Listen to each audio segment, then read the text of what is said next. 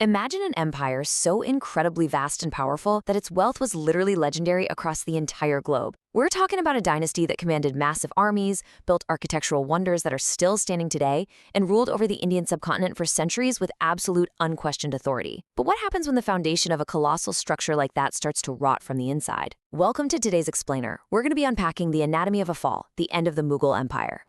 We're just going to dive right in today because this first quote is absolutely staggering.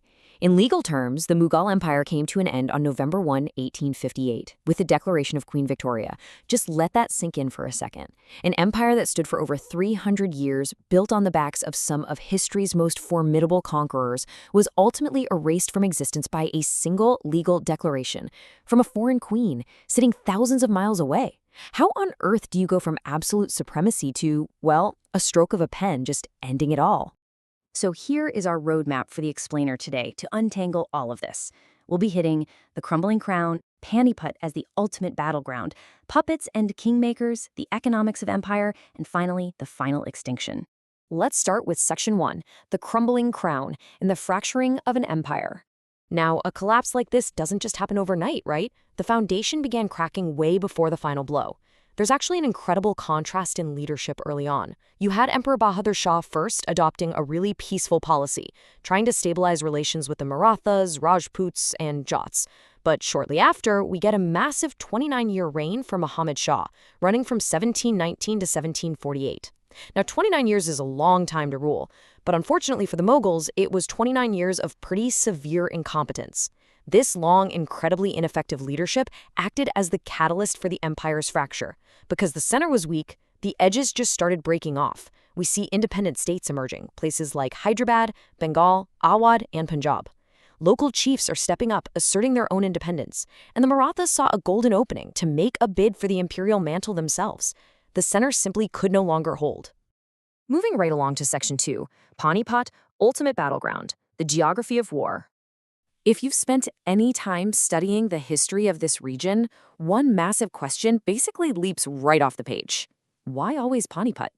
Seriously, why did three distinct, history-altering, empire-shaking battles all happen in this one, very specific region in present-day Haryana? Well, it perfectly illustrates that history is rarely just a coincidence. It's deeply, deeply tied to geography. Think about the logistics here. Invaders typically came from the north or northwest, funneling right through the Khyber Pass to conquer Delhi. Trying to move a massive army through the rough deserts of Rajasthan or the dense northern forests? Way too risky.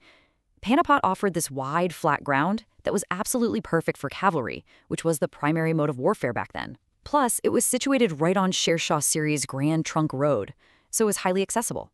And if you're the defenders sitting in Delhi, Panipat was a literal choke point. It was close enough that you could easily transport weapons and food up to the front lines, but just far enough away to keep your actual capital insulated from the immediate bloodshed. Throw in a short monsoon season and expert local blacksmiths who could rapidly fix and replenish weapons, you've got the perfect recipe for history's ultimate battleground. And those very specific geographic advantages gave us three completely defining battles. In 1526, Babur defeated Ibrahim Lodi, literally laying the groundwork for the entire Mughal Empire. Fast forward to 1556, the Second Battle of Panipat decides the continuation of Mughal rule under Akbar. But it's this third one that is absolutely crucial for our story today. In 1761, the Third Battle of Panipat saw the Afghan invader Ahmad Shah Abdali completely, totally crush the Marathas. Now, why is that so important? Well, the Marathas were the prime candidates to replace the fading Mughals. By devastating the Maratha forces, Abdali effectively killed their ambition of ruling over all of India, which left behind a massive, incredibly dangerous power vacuum. All right, Section 3, Puppets and Kingmakers, the internal chaos. The external battles were obviously brutal, but the internal political rot, that is what truly doomed the empire. Honestly, this part of the history reads like a true crime thriller. In 1719, Emperor Farrukhsiyar was dethroned, blinded, and ultimately killed by the Sayyid brothers, Abdullah Khan and Hussein Ali. This is a massive turning point. It was the very first time in the entire history of the Mughal Empire that an emperor was killed by his own nobles. The Sayyid brothers essentially became known as the kingmakers. That untouchable, sacred aura of the emperor totally shattered, The throne wasn't being inherited by the strongest royal anymore. It was just being handed to whichever puppet the kingmakers felt they could control. And this inevitably turns into an absolute circus. The year 1719 alone saw this chaotic revolving door of weak kings. First, the Sayyid brothers prop up Rafud Darajat. He gets the dubious honor of having the shortest rule of all the Mughals, making it from February to June. So they swap him out for Rafud Dawla, who just so happens to be a severe opium addict. Yeah. Then, by September, they pivot again, this time to Muhammad Shah. He earns the historical nickname Rangila, meaning colorful or joyous, because of his intensely luxurious, party-centric lifestyle. So picture this. The edges of the empire are actively breaking away, and the capital is being run by a carousel of addicts and playboys, all propped up by scheming nobles behind the scenes. And as history shows us time and time again, incompetence at the top always invites invasion from the outside. A bit later on, Emperor Ahmad Shah basically checks out, leaving state affairs entirely to the Queen Mother Udambai, a woman historically noted for her poor intellect, and a notorious eunuch named Javad Khan. When your central leadership is that distracted, your enemies are going to notice. Actually, backing up just a few years to 1739, we see the Persian invader Nadir Shah sweep in, completely defeat the Mughals at the Battle of Karnal, and he actually imprisons that Rangila emperor Muhammad Shah. Nadir Shah just casually annexed all the Mughal areas west of the Indus right into the Persian Empire. The Mughals were now actively bleeding both territory and dignity. Which brings us to Section 4, the economics of empire, following the money. Because look, as fascinating as all the dramatic battles and palace assassinations are, behind every ounce of political and military power is tax revenue. So let's follow the money here. We need a quick vocabulary check that explains a whole lot about the empire's financial ruin. Enter the Ajara system, introduced under Emperor Jahandar Shah.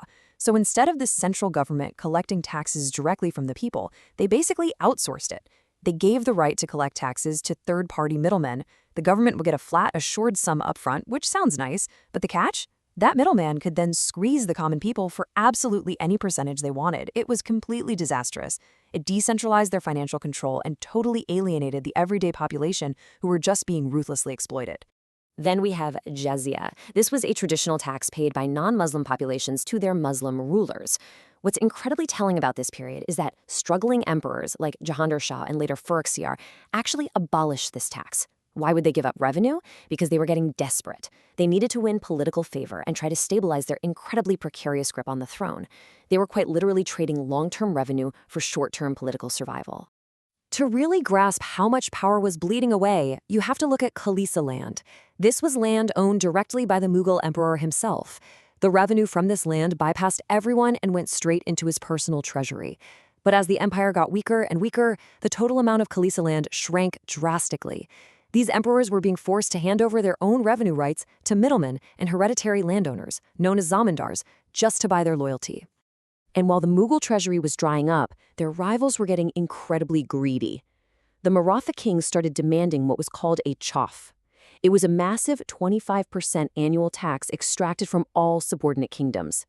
Think about that shakedown, a full quarter of a region's total generated revenue just siphoned right off the top. But wait, it doesn't even stop there. The Marathas also claimed Sardesh Mukhi, which was an additional 10% of standard land revenue imposed on the entire population of those areas. So you're compounding the financial strain on these local economies. The wealth of the subcontinent was just being ruthlessly drained and fragmented in every direction, leaving the Mughal central authority functionally bankrupt. And that leads us to Section 5, the final extinction, the British takeover. Watch how incredibly fast the dominoes fall here at the end. In June of 1757, during Alamgir II's reign, you have the devastating Battle of Plassey. Fast forward a mere 7 years to 1764 and we hit the Battle of Buxar under Emperor Shah Alam II. These rapid-fire military defeats culminated in the absolutely catastrophic Treaty of Allahabad in August 1765. In this treaty, the Mughal emperor was legally forced to grant the Diwani, which is the total right to collect revenue, of Bengal, Bihar, and Orissa in perpetuity. He signed away the absolute wealthiest, most lucrative tax bases in the entire empire. And he didn't sign them over to a rival king.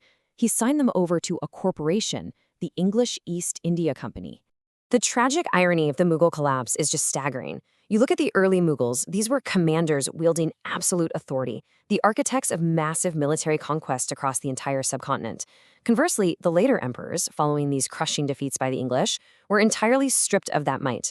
Emperor Shah Alam II became a literal pensioner. He was residing in Allahabad purely under the quote-unquote protection of the East India Company. The emperors of India were now living on a corporate allowance. No way around it. The final decades are really just a humiliating process of erasure. Between 1806 and 1837, you have Akbar II reduced to basically just handing out symbolic titles, like giving the title of Raja to Ram Mohan Rai. By 1835, the most basic fundamental symbol of sovereign power is revoked. Coins bearing the names of Mughal emperors are officially stopped. The money doesn't even recognize them anymore. Then in 1857, the famous revolt makes one last entirely futile attempt to declare the final Mughal, Bahadur Shah II, the Emperor of India, but it fails. He is captured by the English, exiled, and he ultimately dies as a captive in Rangoon in 1862. So it wasn't just one bad battle that brought down the behemoth. It was decades of incompetent kings, geographic chokeholds, vicious political betrayal, and a catastrophic loss of wealth that slowly bled the giant dry. All of which brings us right back to that one haunting realization. How does a dynasty built on massive military conquests, an empire that spanned centuries and commanded unimaginable wealth, dissolve completely, forever, with the stroke of a foreign queen's pen? Thanks for joining me for this explainer, and keep exploring.